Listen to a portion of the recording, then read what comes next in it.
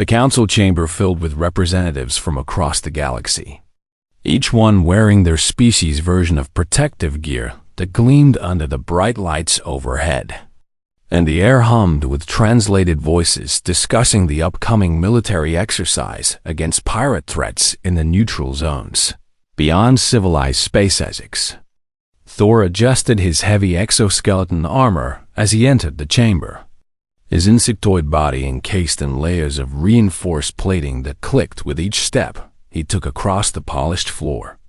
And beside him walked Commander Velkara, whose reptilian form wore armored scales enhanced with energy shields that shimmered faintly around her massive frame. The two officers found their seats in the circular arrangement of benches that surrounded the central speaking platform where Council Speaker Thurin would address them all about the security briefing that had been marked as mandatory for every species sending forces to the joint exercise. Another tedious meeting. Velkara muttered through her translator device while settling her armored bulk onto the reinforced seat designed for heavy species like Hershix thorsisus. Compound eyes scanned the chamber and counted representatives from 47 different species, each one prepared for potential danger with protective equipment that ranged from simple energy barriers to full combat suits that could withstand plasma fire and kinetic strikes. The chamber doors opened again and Ambassador Gregory Walsh entered with Lieutenant Maya Collins walking beside him, both humans wearing nothing more than standard diplomatic uniforms that looked absurdly fragile compared to the armored masses surrounding them. Maya wore a simple black uniform with minimal plating across her shoulders and chest, the kind of light protection that might stop a glancing blow but would do nothing against serious weapons. And her only visible equipment consisted of a standard sidearm holstered at her hip. Thor leaned toward Velkara and spoke in a voice loud enough that nearby species could hear through their translators. Do the humans not understand the purpose of this meeting? Or are they simply unprepared for real combat situations? Several other representatives turned to look at the human delegation with expressions that ranged from concern to confusion, wondering if perhaps the newest members of the Galactic Council had misunderstood the briefing requirements. Ambassador Walsh guided Maya to their assigned seats while appearing completely unbothered by the stares and whispers that followed their entrance. And Maya herself walked with the relaxed confidence of someone heading to a casual gathering rather than a military security briefing. They wear no real armor. Another voice spoke up from across the chamber, belonging to a crystalline being whose body was encased in layers of hardened mineral plating. How do they expect to survive combat operations without proper protection? The murmuring grew louder as more species noticed the stark difference between human preparation and everyone else's approach to the meeting, and Zixter felt his concern growing because he had heard humans were intelligent. Despite their strange appearance, Maya took her seat and stretched her arms above her head in a gesture that made several nearby aliens flinch because her joints popped with audible cracks that sounded uncomfortably like breaking bones. And she seemed completely unconcerned by the noise her body made. Ambassador Walsh, Zixter called out across the chamber in a voice that demanded attention. I must question whether your species understands the dangers we will face during this exercise, because your officer appears to be wearing recreational clothing rather than combat armor. The chamber fell quiet as all eyes turned toward the human delegation, waiting to see how they would respond to this public challenge that questioned their competence and survival instincts. Maya Collins looked directly at Zixter with brown eyes that showed no fear or embarrassment. And then she did something that confused every alien in the room by laughing quietly while cracking her knuckles one at a time in a series of pops that made the crystalline being wince visibly. You asked a question, Maya said through the translation network that carried her words to everyone present. but I don't think you will understand the answer unless we show you." Ambassador Walsh stood and addressed the council with diplomatic grace that came from years of experience dealing with alien misconceptions about humanity. "Council members, I understand your concern for our safety, and I appreciate that you worry about our apparent lack of protection." Zichther clicked his mandibles together in confusion because the human diplomat seemed to be treating this serious matter as though it were a minor misunderstanding rather than a critical safety issue. However, Walsh continued while gesturing toward Maya, who remained seated and relaxed. "What appears to be weakness in human preparation is actually a fundamental difference in how our species approaches combat and survival." Velkara shifted in her seat, and her armor plates scraped against each other. "With respect, Ambassador, I have seen the physiology reports on humans, and your bodies are soft compared to most species here. Your skin tears easily, and your bones break under pressures that my people would barely notice." Maya stood up and walked to the center of the chamber without asking permission, moving with fluid grace that seemed almost casual despite the weight of dozens of alien stares following her every step. "You're right," Maya said while looking around at all the armored species surrounding her. "Human bodies are soft. We don't have natural armor plating like some of you. We don't have energy shields built into our biology. And we definitely don't have exoskeletons or crystalline shells." She paused and cracked her knuckles again. This time, deliberately and slowly, so everyone could hear each individual pop of her joints. "But we also don't need them." The chamber erupted in confused chatter as species tried to understand what the human officer meant by such a bold statement. And Zichther felt his concern shifting toward irritation because this seemed like dangerous arrogance. "Lieutenant Collins is our head of security," Walsh explained over the noise, "and she has volunteered to demonstrate why humans approach combat differently than most species in this council." Council Speaker Thurin finally spoke from his elevated platform, his ancient voice carrying authority that silenced the chamber instantly. "This is irregular, but if the humans wish to demonstrate their methods, I will allow it in the interest of interspecies understanding." Maya smiled, and the expression looked predatory in a way that made several species uncomfortable. "I just need access to your training facility and permission to show you what humans are really made of." Zichther exchanged glances with Velkara, who looked equally skeptical about whatever demonstration the humans planned. But curiosity won over doubt, because understanding human methods might prove valuable during the joint exercise. "Very well," Thurin declared. "We will reconvene in the combat simulation deck where Lieutenant Collins can show us why humans believe they need no armor."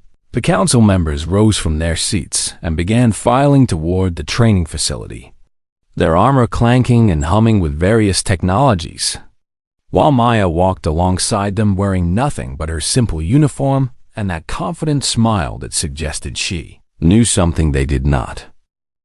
The combat simulation deck stretched out like a massive arena with walls made of reinforced materials that could withstand weapons fire from most species in the galaxy, and observation booths lined the upper levels where council members could watch training exercises from behind protective barriers. Maya Collins stood in the center of the arena floor while technicians prepared the simulation parameters, her uniform looking even more inadequate under the harsh training lights that illuminated every corner of the space below DR. Henry Porter joined Ambassador Walsh in the observation booth alongside Zichther and Velkara, carrying a medical kit that seemed unnecessary given the safety protocols built into council training systems. Your medical officer came prepared, Velkara observed while settling her armored form into a reinforced viewing seat. Does he expect Lieutenant Collins to be injured during a simple training simulation? Henry smiled and set his kit down carefully. I'm here to provide explanations more than treatment.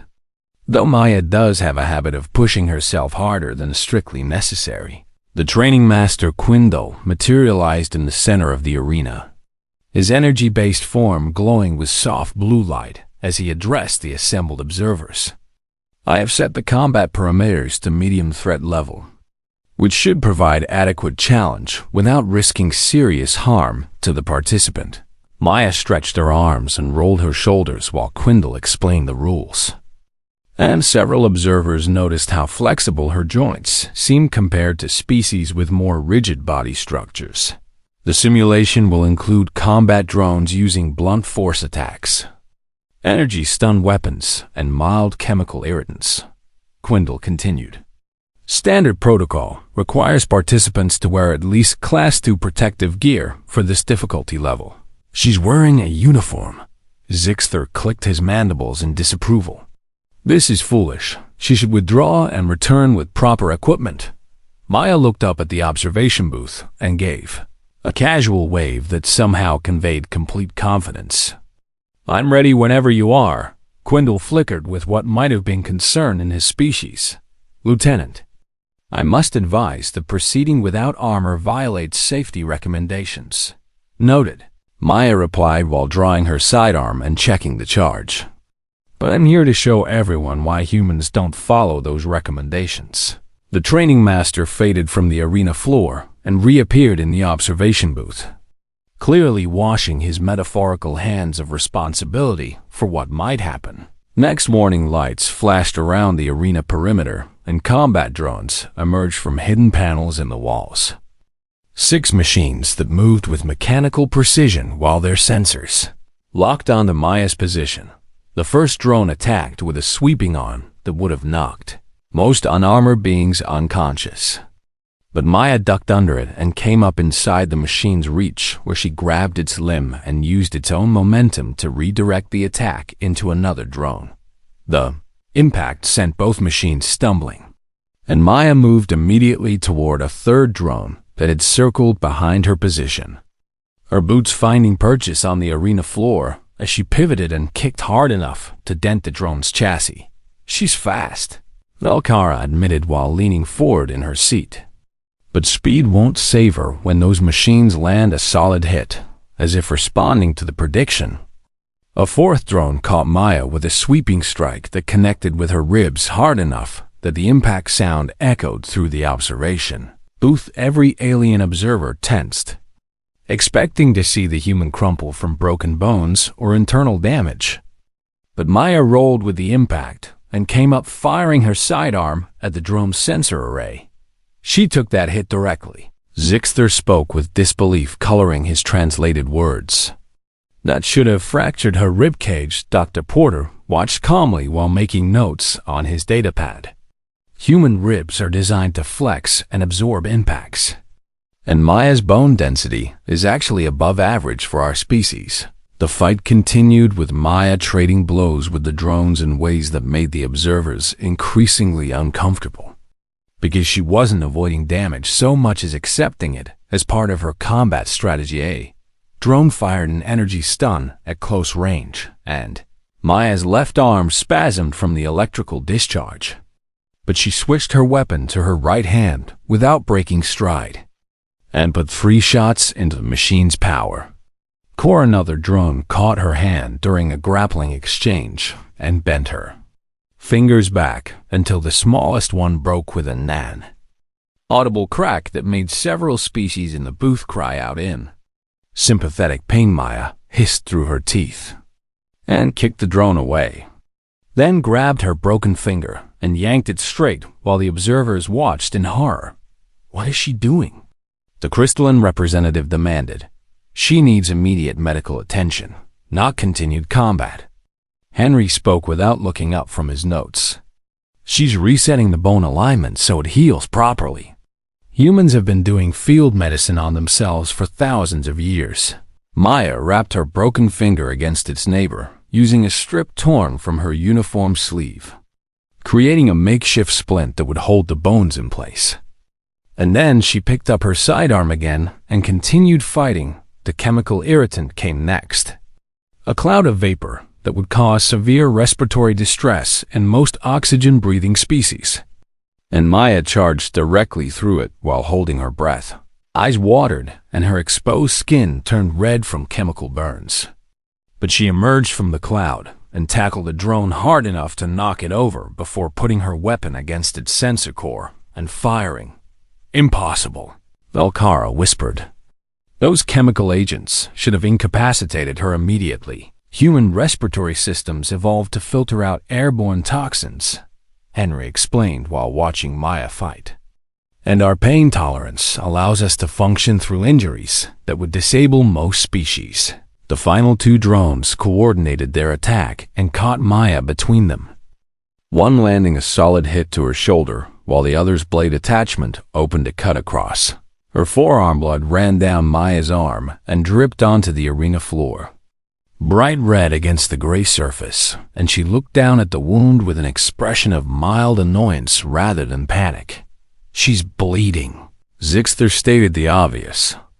The exercise should be stopped before she sustains permanent damage.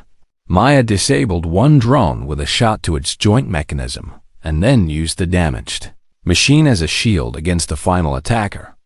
Her bleeding arm still functioning despite the injury. That last drone fell after Maya performed a maneuver that involved jumping onto its back and firing down into its central processing unit.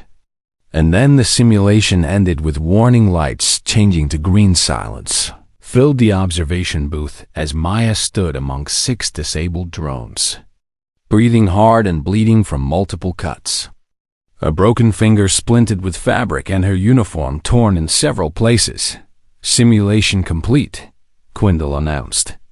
Participants suffered multiple injuries, but completed all objectives within acceptable time parameters. Maya walked toward the exit door, waving off the medical drones that approached to scan her injuries. "I'll clean up in the medical bay. Thanks." The observers filed out of the booth and made their way down to the medical facility where Maya sat on an examination table while Henry cleaned her wounds with practiced efficiency. "You didn't have to break your finger," Henry commented while running a medical scanner over her hand. That was showing off. Maya grinned despite the pain from her various injuries. They needed to understand what humans can take. Zixter entered the medical bay with Velkara behind him, both looking at Maya with expressions that translated as profound confusion mixed with dawning respect. "I demand to examine the scans," Zixter said to Henry, "because what we witnessed should not be possible without cybernetic enhancement or genetic modification." Henry pulled up the medical imaging on a display screen that showed Maya's skeleton and internal structures in detail. "No modifications.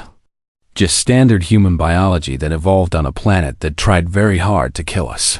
The scan showed hairline fractures in 2 ribs that were already beginning to knit back together, the broken finger with bones aligned and healing, and multiple contusions that were fading as her body deployed its natural repair systems. "This healing speed is abnormal." Velkara studied the images with fascination. "My species would require days in medical tanks to recover from similar damage." Maya flexed her bandaged arm and winced slightly. "Give me a few hours, and I'll be ready for another round." The aliens exchanged looks that communicated something profound had shifted in their understanding of humans. And Zixter's mandibles clicked rapidly in what his species did when processing unexpected information. The medical bay's advanced scanners hummed while running continuous monitoring on Maya Collins, and the displays showed her body's healing processes working at speeds that fascinated every alien observer who stopped by to examine the readings. Dr. Henry Porter stood beside the examination table answering questions from a growing crowd of council medical staff who wanted to understand how human biology functions so differently from what they considered normal. "The bone density alone is remarkable," one avian doctor commented while studying the scans. Her skeleton could support nearly twice her body mass without structural failure. Henry nodded and pulled up comparative charts that showed human bones next to samples from other species. "Earth has higher gravity than most inhabited worlds, So humans evolved dense bones and strong connective tissue just to move around. Maya sat up on the table and rotated her splinted finger, testing the healing progress with movements that made several observers wince in sympathetic discomfort. "Does it not hurt?" asked a small amphibious being whose translator conveyed genuine curiosity. "The pain signals from that injury should be overwhelming." "It hurts," Maya admitted with a casual shrug. "But humans learn to function through pain because our evolutionary history required it for survival." Zixter had been studying the medical displays for nearly an hour, his compound eyes processing data, while his mind tried to reconcile what he had witnessed in the arena with what he thought he knew about species survival strategies. "I wish to understand more," Zixter announced to Henry. "Your medical scans show the physical capabilities, but I need context for why humans developed this way." Henry considered the request and then gestured toward the door. "Come with me to the archives. I'll show you what Earth is really like." The group made their way through the station corridors toward the central archives where Archivist Nimra maintained the councils, collected knowledge about every member species and their home. World's Nemra's telepathic form materialized as soft purple light when they entered her domain, and her mental voice touched each visitor's mind with gentle warmth. "Welcome. I sense you seek understanding about humanity. We need to see Earth's classification data," Zixter requested, "and any historical records about human development before they achieved space travel."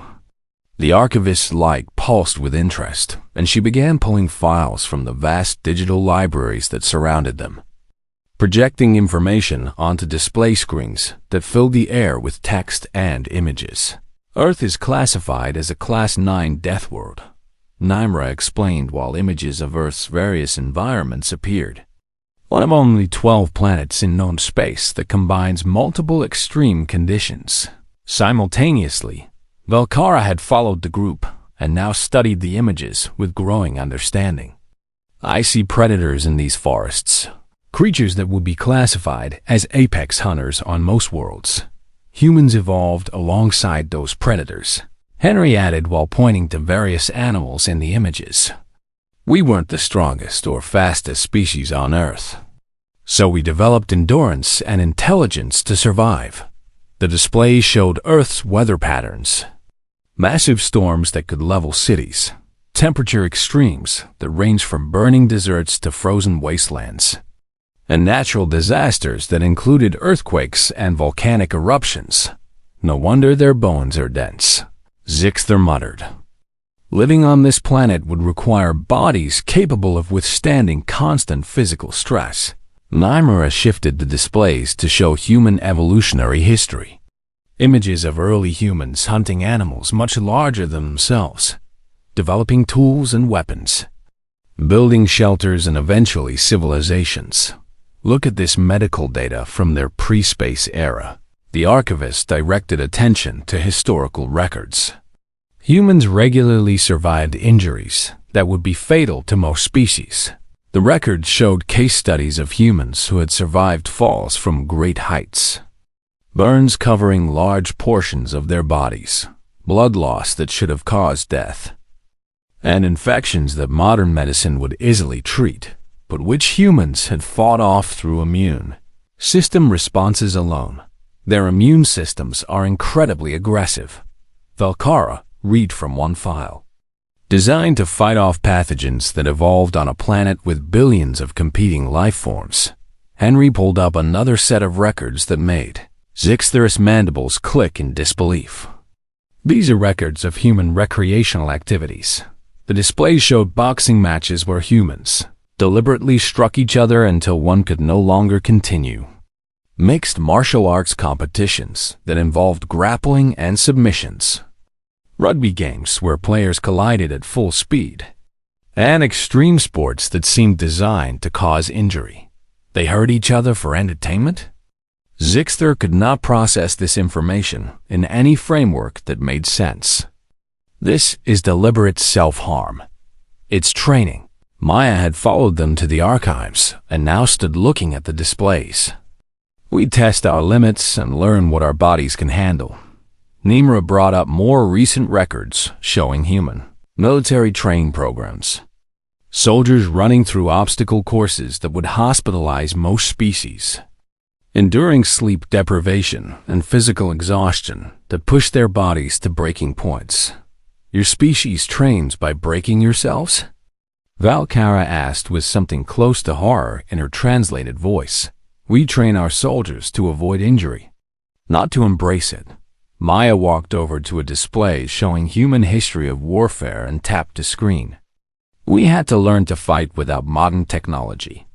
So we developed hand-to-hand combat systems and weapons that required close contact with enemies. The archive showed human soldiers throughout history, from ancient warriors with basic armor and weapons to modern military forces. And one common thread connected them all. They had always fought despite being vulnerable to injury. They chose not to wear heavy armor.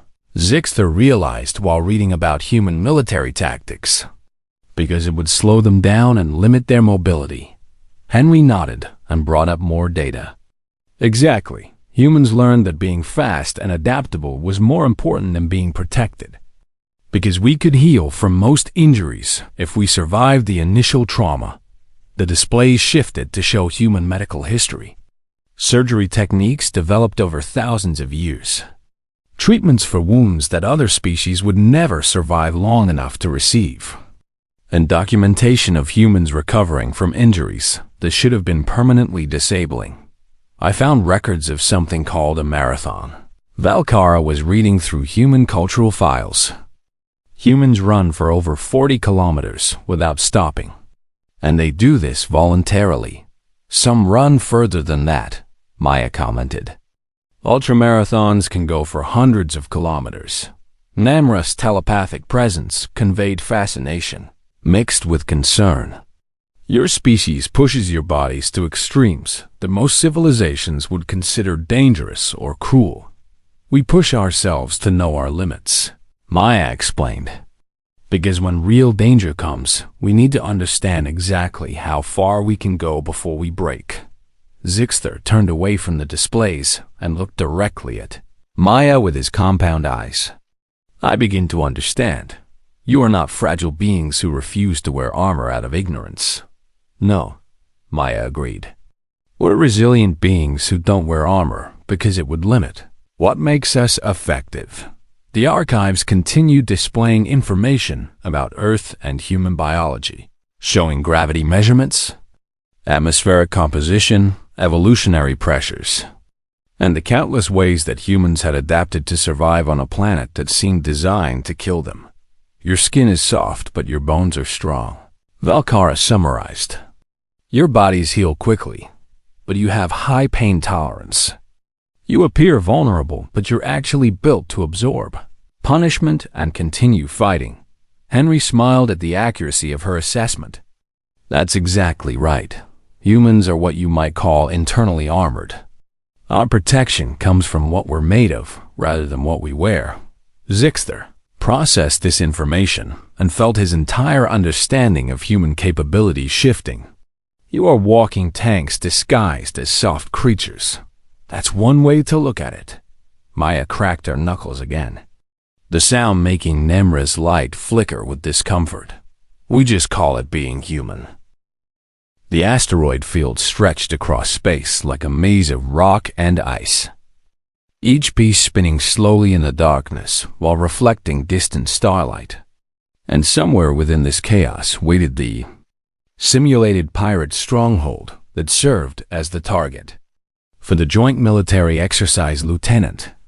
Maya Collins checked her gear one final time while floating in the zero-gravity staging area of the human transport ship.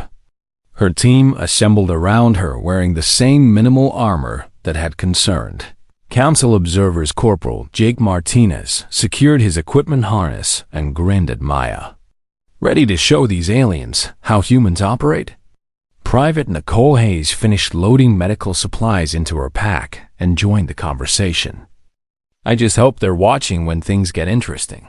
The communication channel crackled with Commander Valkara's voice from the reptilian assault ship. All teams report readiness. We begin the insertion in 5 minutes. Maya activated her helmet's communication system. Human team ready. We'll take the fast approach through the asteroid field. Zixther's voice came through from the command ship. Orbiting above the exercise zone. Lieutenant Collins, please confirm you understand the mission parameters require reaching the Stronghold's core systems. Understood. Maya replied while pushing herself toward the airlock. We'll handle the infiltration while your armored forces keep the defenses busy. The exercise began with both teams launching from their ships simultaneously. But the differences in approach became obvious.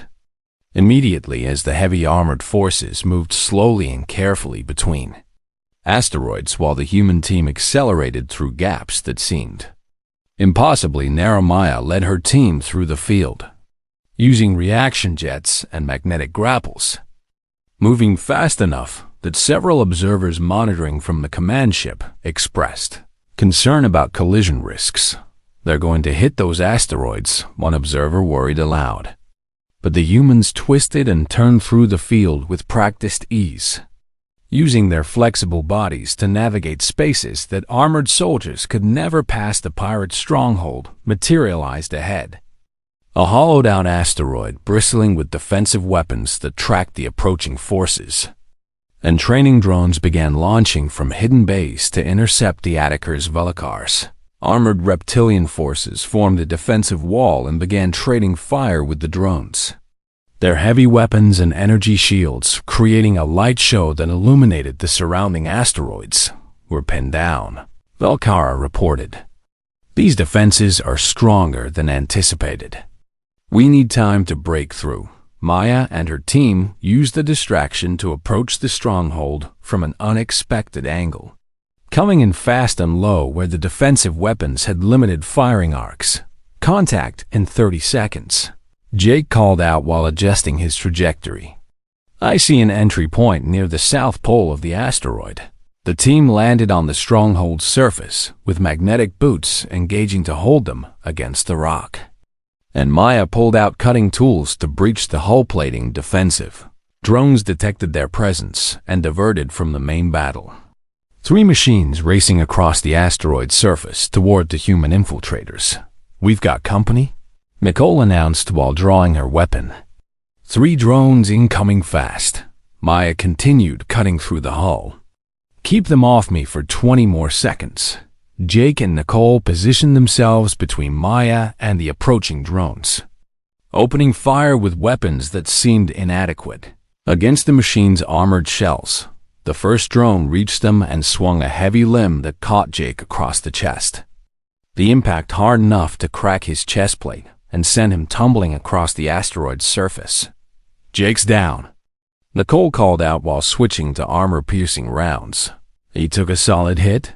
Maya glanced back and saw Jake pushing himself up despite the damage to his armor. Stay down if you're hurt. I'm fine. Jake coughed and got back to his feet. Ribs are bruised, but nothing's broken. Continuing engagement, he rejoined the fight while holding his injured side, moving slower but still functioning. And his next shot took out the first drone's sensor array. Second drone tackled. Nicole and they went down together in a tangle of limbs and weapons. Rolling across the rough surface while she fought to break free, Maya finished cutting through the hull and kicked the section inward. Breach complete. I'm going in. We're right behind you. Nicole grunted while jamming her weapon into the drone's joint mechanism and firing until it stopped moving. Just give us a second.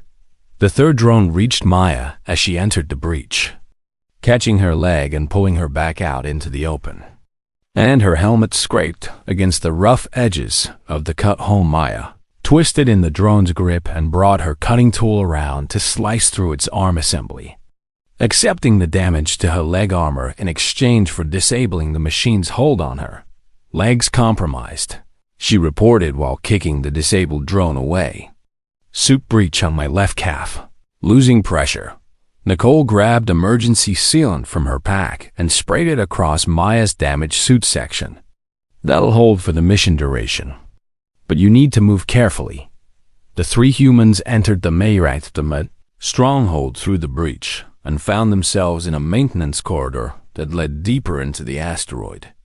And Jake took point despite his injured ribs. Command. This is Collins, Maya transmitted. We're inside the stronghold. Proceeding to core systems, Zixter's voice carried concern. We show casualties on your team. Do you require extraction? Negative, Maya replied while following Jake through the corridor. We're mission capable. Continuing insertion, the team moved through the stronghold's interior, encountering defense systems and training drones that tested their ability to fight in confined spaces. And each engagement resulted in more minor injuries. Nicole took shrapnel to her shoulder when a defensive turret exploded nearby, the fragments punching through her light armor and embedding in muscle tissue. I'm hit, she announced while pulling the larger pieces out with quick yanks. Nothing vital, treating myself. She sprayed medical sealant on the wounds while continuing to move, ignoring the pain in favor of maintaining mission tempo. And her hand shook slightly from adrenaline, but remained steady enough to work. Jake's ribs were bothering him more as they progressed, each breath bringing sharp pain that made him wince. But he pushed through and kept his weapon trained on potential threats. They reached a junction where the corridor split into 3 directions. And Maya checked her tactical display. Core systems should be down the center path. A group of training drones emerged from all 3 corridors simultaneously, surrounding the human team in a coordinated ambush that should have ended the infiltration. Contact all sides, Jake called out while opening fire. We're surrounded. Maya made a quick decision and charged directly into the center group of drones, using her momentum and zero gravity to bowl through them while firing at point-blank range. Her shoulder connected with the drone chassis hard enough that she felt something pop in her joint, and the sudden pain told her she had dislocated it. Shoulders out, she reported through gritted teeth while continuing to fire with her other arm. Need a second to reset it. Nicole and Jake held the other corridors while Maya braced herself against the wall and slammed her shoulder joint against a protruding pipe, the impact forcing the ball back into its socket with a sensation that made her vision blur. Reset complete, Maya gasped, shoulders functional but painful. Continuing mission. The team fought through the remaining drones and reached the core systems chamber, where they needed to upload a virus program to HFY twice. Complete the exercise objectives. Maya's hands flew across the control interface while Jake and Nicole held the entrance against reinforcements, and sweat ran down her face inside her helmet despite the cooling systems. Upload at 50%, she announced. Need another 30 seconds. A massive combat drone entered the chamber, larger than the ones they had faced before, and it immediately targeted Maya at the control console. Jake threw himself in the drone's path and took a blow meant for Maya, the impact sending him crashing into the wall hard enough that his helmet cracked and blood ran from a cut above his eye. Jake. Nicole moved to help him, but more drones were coming through the entrance. Stay with me, Marine. I'm okay, Jake mumbled while trying to focus his eyes. Probably have a concussion, but I'm okay. Maya finished the upload and the simulation ended with all systems powering down. Mission complete. Despite the human team's accumulated injuries, exercise complete, Zixter announced over the communication channel. All forces returned to staging areas for debriefing. The human team made their way back to their ship, moving slower now as adrenaline faded and pain caught up with them, each one nursing injuries that would have hospitalized most species. Vekara watched from her ship as the humans limped aboard their transport, and she opened a private channel to Maya. Your team is severely injured, yet you completed the objective while my forces remained engaged with the outer defenses. That's what humans do, Maya replied while medical staff began treating her team. We take the hits and keep moving forward. The council chambers filled with representatives who had watched the exercise from their command ships. And the atmosphere felt different than before, because now they looked at the human delegation with new understanding. Rather than concerned, Lieutenant Maya Collins sat in her assigned seat with her arm in a medical brace that supported her recently dislocated shoulder, and beside her Jake Martinez sported bandages across his forehead, while Nicole Hayes had her shoulder wrapped where shrapnel had been removed. Ambassador Gregory Walsh stood to address the council when Grand Speaker Thurin called the debriefing session to order, and the ancient being's presence commanded immediate silence from all assembled species. We have reviewed the exercise recordings, Thurin began, and we must acknowledge that the human team's performance exceeded all expectations, despite sustaining injuries that would have forced most species to withdraw. Zixter rose from his seat, and his exoskeleton armor gleamed under the chamber lights. I wish to formally apologize to the human delegation for my earlier comments questioning their competence and preparation.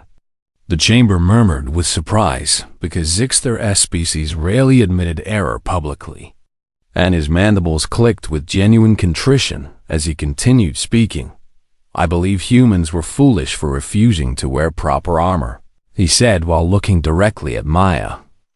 But I now understand that what I perceived as weakness was actually a fundamental difference in combat philosophy. Velkara stood as well, her massive reptilian form towering over most other representatives.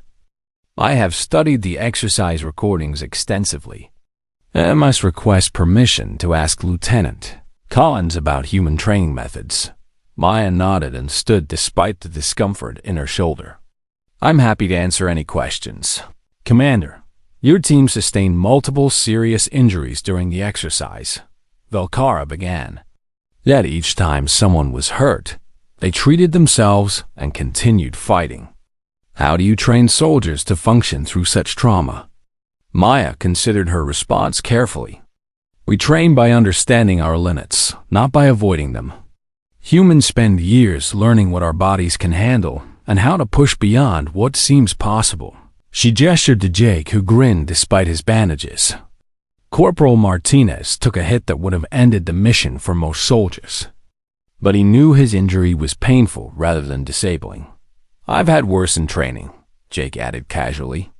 You learn to tell the difference between hurt and injured. And you keep fighting through hurt. Nicole raised her wrapped shoulder. Same principle applies to field medicine. We're taught to treat our own injuries, because waiting for help might mean mission failure. Dr. Henry Porter stood from his seat in the observer section. If I may add some context, human military training deliberately includes scenarios where soldiers sustain minor injuries and must continue operations. You train by hurting yourselves? Asked the crystalline representative. This seems counterproductive. It seems that way, Henry agreed. But humans who have experienced injury and recovered from it are better prepared mentally and physically for real combat situations. Zixter's mandibles clicked thoughtfully. So the armor you don't wear is replaced by armor you build inside yourselves through experience and adaptation. Exactly, Maya confirmed. We trust our biology and our training more than we trust external protection that might fail or limit our capabilities. Grand Speaker Thurin spoke with the weight of centuries in his voice. I have witnessed many species join this council over my long existence. But humans are unique in that your greatest strength appears at first to be your greatest weakness. The chamber fell silent as representatives considered this observation, and Maya felt the shift in how they regarded humanity. Lieutenant Collins, a voice spoke from across the chamber belonging to a floating gaseous being. During the exercise, you reset your own dislocated shoulder. Is this standard human capability? Most humans can perform basic field medicine on themselves, Maya explained. We learn anatomy and emergency treatment as part of our education, not just military training. Velkara leaned forward with obvious interest. I wish to make a formal request. Would you be willing to train some of my soldiers in human resilience techniques? Maya looked at Ambassador Walsh, who nodded approval. I would be honored to share human training methods, though I should warn you that your species might find our approach uncomfortable. I suspect that is precisely the point, Velkara replied. My soldiers are excellent warriors, but they rely too heavily on their armor. Learning to function without it could make them more adaptable.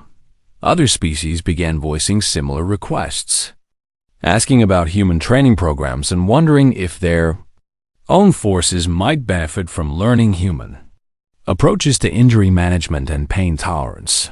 Perhaps we have been thinking about protection incorrectly, Zixter observed. We focused on preventing injury, while humans focused on surviving and recovering from injury. Grand Speaker Thurin raised a limb for silence. This council must formally recognize that humanity represents a new category in our classification systems. The ancient being manipulated controls that brought up official council records. I propose we classify humans as a self-armored species, acknowledging that their biological capabilities provide protection equivalent to technological armor. The proposal went to immediate vote and passed with overwhelming support, and Maya felt a surge of pride as the council officially recognized what made humans unique. There is one more matter, Thurin continued. Given the demonstrated effectiveness of human methods, I recommend establishing a cross-species training program where humans can teach their techniques to other council forces. Ambassador Walsh stood and bowed slightly to the Grand Speaker. Earth would be honored to contribute to galactic defense through sharing our knowledge and experience. The session continued with discussions about implementing the training program, and Maya found herself answering detailed questions about human exercise routines, injury recovery protocols, and combat psychology when the formal debriefing finally ended. Maya gathered with her team in the Human Embassy's medical center where they could receive proper treatment for their accumulated injuries. That went better than expected, Jake commented while a medical scanner checked his ribs for fractures. I thought they'd call us crazy. They probably still think we're crazy. Nicole laughed while having her shoulder wounds properly cleaned. But now they respect the crazy. Velkara entered the medical center with several of her officers following behind, all of them watching the human treatment procedures with fascination. I wanted to observe your medical protocols, Velkara explained, and to ask when we might begin the training program you agreed to. Maya looked at her injured shoulder and then at her bandaged teammates. Give us about 3 days to heal up. Then we can start with basic pain management techniques. 3 days? One of Velkara's officers asked with disbelief. You sustained significant injuries during the exercise. Humans heal fast, Maya replied while flexing her fingers to test her shoulder mobility. And besides, teaching others will be good rehabilitation for us. Zixter appeared in the doorway with a medical scanner in his manipulator limbs. I have been researching human healing rates, and I must confirm the data seems almost impossible. Henry waved him over to look at the medical displays showing Jake's ribs. See how the bone tissue is already knitting back together. In 48 hours those fractures will be mostly healed. The aliens studied the scans with expressions that ranged from wonder to disbelief. And Maya realized that even after demonstrating human capabilities, there was still so much the galaxy didn't understand about her species. I have one question, Velkara said while watching Nicole's shoulder wounds being treated. When someone asked why humans don't wear armor, you laughed and cracked your knuckles. Why that specific response? Maya grinned and demonstrated the gesture again, her knuckles popping in sequence, because it's a very human thing to do. We make noise with our joints that sounds like breaking bones, and then we go do things that might actually break bones. It's a show of confidence, Jake added. Like saying we're not worried about getting hurt because we know we can handle it. Zixter's mandibles clicked in what might have been amusement. So, when a human cracks their knuckles, They are essentially announcing their willingness to accept pain. Something like that, Maya agreed. It's also just satisfying. Releases pressure in the joints. A young recruit from Velkara's team stepped forward nervously. Excuse me, Lieutenant Collins, but I wanted to ask why humans don't wear armor. Could you explain again? Maya looked at the recruit and saw genuine curiosity rather than judgment. And she smiled while standing up from the medical table despite her injuries. Let me show you, she said. And then she cracked her knuckles one at a time while the sound made several aliens flinch. That's why the medical center filled with the kind of silence that comes from understanding finally clicking into place. And Maya knew that the galaxy would never look at humans the same way again. We start training in 3 days, Maya announced to Velkara and her team. First lesson is learning to crack your knuckles properly. If your species has knuckles, and if we don't? Asked one of the reptilian officers. What then?